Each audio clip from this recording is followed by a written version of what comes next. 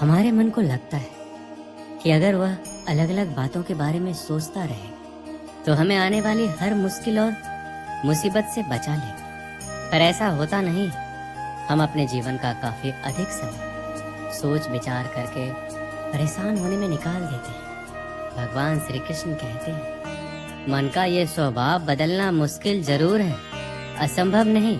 अच्छा, अब आप एक बात बताओ, क्या आप कौवे को कह सकते हैं कि वो काँव काँव की आवाज ना करे, या फिर आप किसी मेंढक को कह सकते हैं कि वह पानी देखते ही ऊंची छलांग ना मारे? हमारे मन का भी कुछ ऐसा ही है। जीवन में कुछ भी होता है, अच्छा या बुरा, हमारा मन उस पर काँव काँव करने लगता है। काँव काँव से मेरा मतलब है चिंता करना, व्याकुल होना। कोई बुरी बात होती भी नहीं है और मन परेशानी की ऊंची ऊंची लपटें लेने लगता है। कभी कभी तो मुझे ऐसा लगता है कि हम में से कई लोग सिर्फ परेशान होने के लिए जीते हैं। सारी परेशानी, पीड़ा, दुविधा अक्सर हमारे मन की बनाई हुई कहानियां होती है।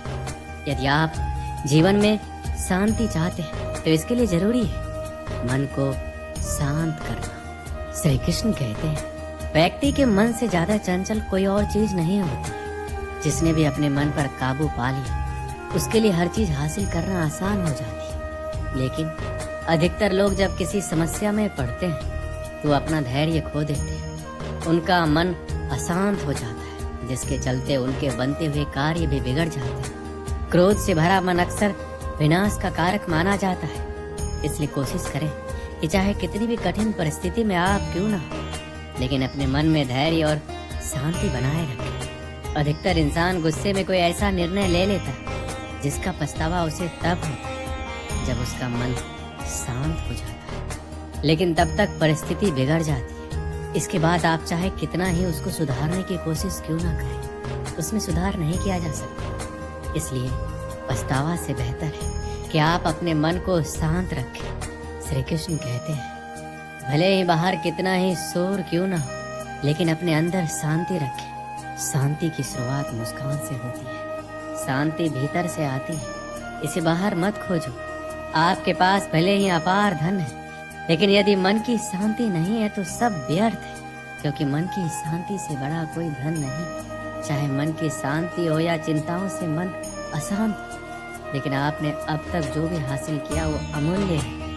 मन की शांति को समझना है तो शोर नहीं, गौर करें। शांति से विश्वास बढ़ता है और अशांति से अविश्वास। जो व्यक्ति भविष्य के बारे में सोचता है वो हमेशा चिंता में रहता है। जो गुजरे हुए कल के बारे में सोचता है वो दुखी रहता है, लेकिन जो शांत मन का होता है वो सिर्फ वर्तमान में जीता है। हमेशा अपने दिल की सुनिए, आप एक अलग से सुकून पाएंगे।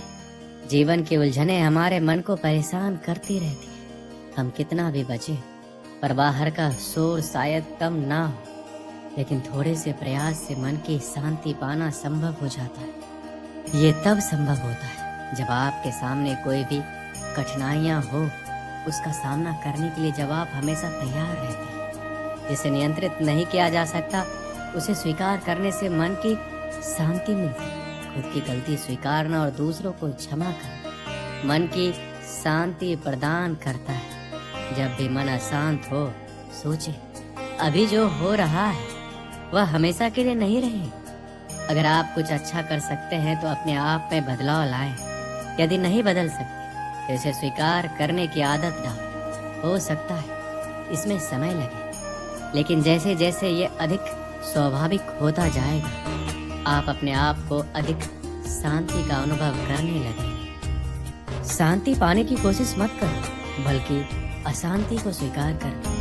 आपको शांति मिल जाएगी। उसके बाद दुनिया में कोई भी आपको अशांत नहीं कर सकता, क्योंकि जब आप अशांति के लिए राजी हैं तो कौन आपको अशांत कर सकता है। अपने मन की स्थिति का जिम्मेदार दूसरों को ठहराकर अपने मन की शक्ति को भूल जाते हैं। सुख दुख सिर्फ इस बात पर निर्भर नहीं करते कि आपके आसपास का माहौल कैसा है, ये इस बात पर भी निर्भर करता है कि आपके अंदर का माहौल कैसा है। जीवन शांति से जिया जाए, इसके लिए आपको अशांति को स्वीकारना होगा। शांति की 2 रोटी अशांति के पकवानों से 1000 गुना बेहतर है। एक शांत प्रिय व्यक्ति के पास जो भी है वो उसमें खुश रहता है, लेकिन जिसके मन में अशांति है वो कोई भी वस्तु पाने के बाद भी खुश नहीं रहेगा। श्री कृष्ण कहते हैं जीवन का मार्ग टेढ़ा मेढ़ा कांटों से भरा है। जीवन कोई फूलों की सेज नहीं है जो आसानी से पार हो जाए। हमें ऐसी उतार चढ़ाव के जीवन में स्वयं को कैसे आगे बढ़ाना है, यही विचारणीय है। परिस्थितियां तो आपको हंसाएगी भी रुलाएगी, पर अपने संतुलन को नहीं खोना। हर स्थिति परिस्थिति का सामना करते हुए चलते चले जाओ। भगवान कृष्ण ने गीता में यही उपदेश दिए हैं कि विपरीत परिस्थितियों में भी संतुलन बनाकर जीवन के मार्ग पर कैसे बढ़ते जाना है। पहली बात तो यही है कि अपने नियमों में दृढ़ बनिए, अनुशासन का पालन कीजिए और छोटी छोटी बातों में उलझकर समय व्यर्थ नहीं कीजिए। ये समझिए कि जीवन बहुत मूल्यवान है। जो समय निकल गया वह लौट कर नहीं आ सकता। इसलिए व्यर्थ की बातों में अपना समय और शक्ति बर्बाद ना करें। अपने जीवन का कोई एक लक्ष्य निर्धारित कीजिए, क्योंकि लक्ष्यहीन जीवन का कोई मूल्य नहीं है। जब आपके सामने कोई लक्ष्य होता है तो व्यक्ति को दिशा भी मिलती है और कुछ करने का उत्साह भी। श्री कृष्ण कहते हैं अतीत पर ध्यान मत दो, भविष्य के बारे में मत सोचो, अपने मन को वर्तमान क्षण पर केंद्रित करो। स्वास्थ्य सबसे बड़ा उपहार है, संतोष सबसे बड़ा धन है, वफादारी सबसे बड़ा संबंध है। जैसे मोमबत्ती बिना आग के नहीं जल सकती, मनुष्य भी आध्यात्मिक जीवन के बिना नहीं जी सकता। 3 चीजें ज्यादा देर तक नहीं छुप सकती, सूर्य, चंद्रमा और सत्य। अपने मोक्ष के लिए खुद ही प्रयत्न करें, दूसरों पर निर्भर ना रहे। किसी विवाद में हम जैसे ही क्रोधित होते हैं, हम सच का मार्ग छोड़ देते हैं और अपने लिए प्रयास करने लगते हैं। किसी जंगली जानवर की अपेक्षा एक कपटी और दुष्ट मित्र से अधिक डरना चाहिए। जानवर तो बस आपके शरीर को नुकसान पहुंचा सकते हैं, पर एक बुरा मित्र आपकी बुद्धि को नुकसान पहुंचा सकता है। आपके पास जो कुछ भी है उसे बढ़ा चढ़ाकर मत बताइए और ना ही दूसरों से ईर्ष्या कीजिए। जो दूसरों से ईर्ष्या करता है उसके मन को शांति नहीं मिलती है। वह जो 50 लोगों से प्रेम करता है उसके 50 संकट है।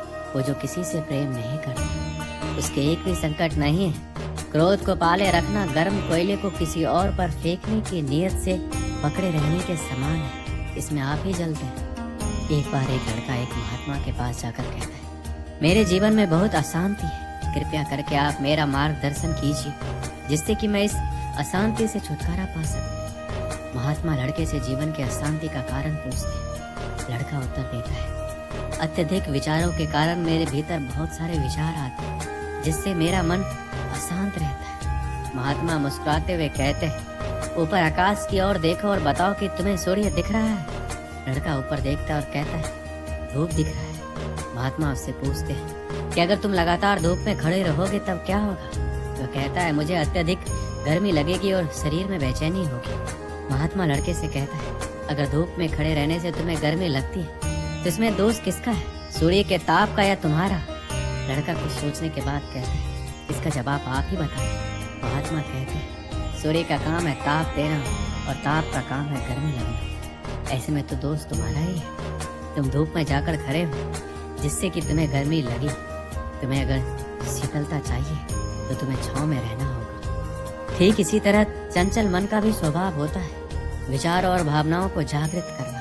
विचार क्षण भर के लिए होते हैं, लेकिन विचार से पैदा हुई भावनाएं देर तक टिकी रहती है। लेकिन ये तुम्हें निर्णय लेना है कि तुम्हें विचार और भावनाओं के साथ चलना है या अलग दिशा बनानी है। दोस्तों इस वीडियो में बस इतना ही। मिलते हैं अगली वीडियो में। अपना ख्याल रखिएगा। जय श्री कृष्ण।